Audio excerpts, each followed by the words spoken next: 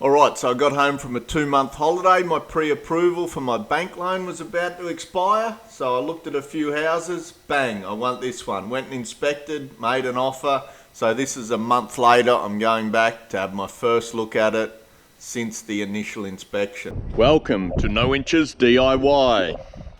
Here we are about to embark on the biggest DIY project to date. An entire house. Now, it's a cold and dark day, and the outside obviously needs a little bit of a zhuzh up, as we say in Yiddish, but the inside could present some more problems. Now, one very obvious thing outside that I've got to DIY is this shed. It's rusted off at the floor. I'll probably screw an angle to the bottom, cut that rusty bottom off, and then jack the shed up a bit so you've got a bit more headroom. So that's an easy fix. Bit of untidiness generally, but let's find the keys and let's have a look at what we're going to confront when we get inside. Here's the moment of truth. I've worked the keys out and I'm going to enter for the first time in over a month, which was when I first looked at the property. Now, I believe all the utilities are connected. Now, it's been raining all night, so hopefully I will be able to find any potential wet patches. So this is the kitchen. Obviously, it needs a mop first. Might make that a first priority. Now, when I first saw these doors, my first thought was that just MDF, but actually that's a melamine coating in the MDF colour. That confused everyone. Oh yeah. Lovely stove. Could use a bit of a zhuzh up.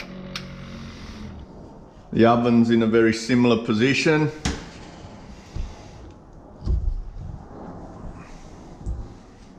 Now, the dining room. Now, all the carpets in here are in a horrible state, so I think I'm going to rip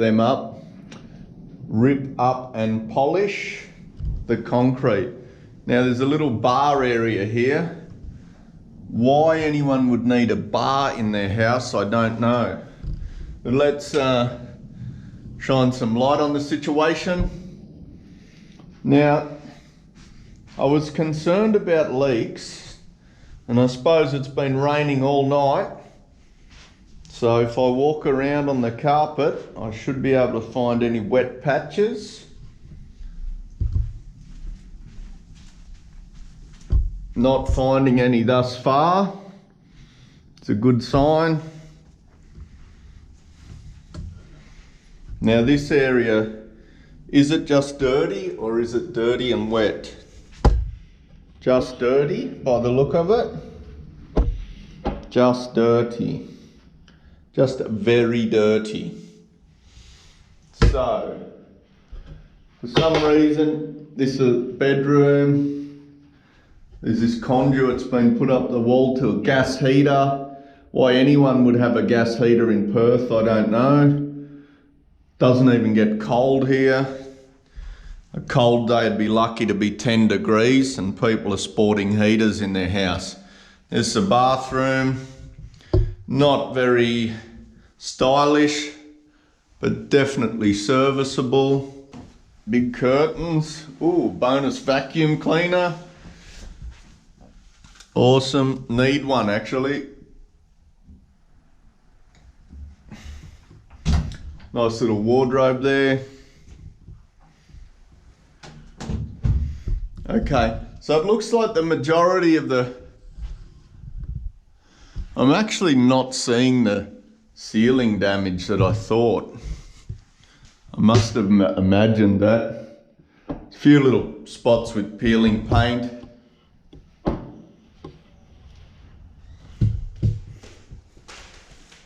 Bit of a spot there. But It's otherwise good. Here's the other bedroom. Again, more filthy carpet.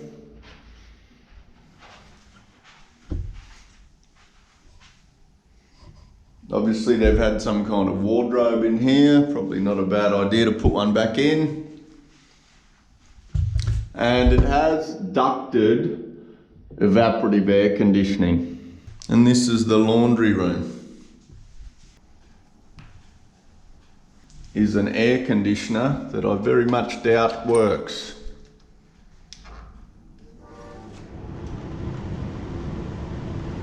These old air conditioners, they were built to last, but the trouble is they really eat the electricity. Seems to work.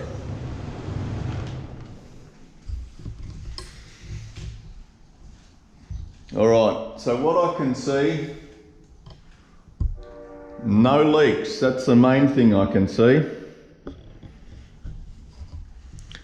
And it just looks like it needs a clean and something done with the floors, and the walls need a paint. So the oven and stove I thought I might keep, but they were old, dirty, so I got a good deal on a new electric oven and an induction cooktop. It was a couple of $100 to get the wiring for those, but it was well worth it. Really just raised the tone of the whole house. Hopefully it's appreciated. Kitchen's quite serviceable. So here I am up on the roof, newly painted tiles there. The gutters were pretty ordinary. You can see from the colour of this roof that in the last 7 or 10 years it's had a repaint, a modern roof restoration apparently. So probably still under warranty. But these gutters were absolutely full of, I would call it almost soil that had been in there so long. So there was probably tens of kilos of soil that I dug out, and you could see instantly that the gutters worked so much better then. This piece here was actually flowing the wrong way, so I had to make some modifications to that, because when you have water sitting in the gutter for ages, you get rust. Now this side was chock-a-block full of palm leaves actually, so there's not that many palms in the neighbourhood, so that stuff could have been in there for years. Alright, thanks for watching. That's day one, getting the keys, having a look.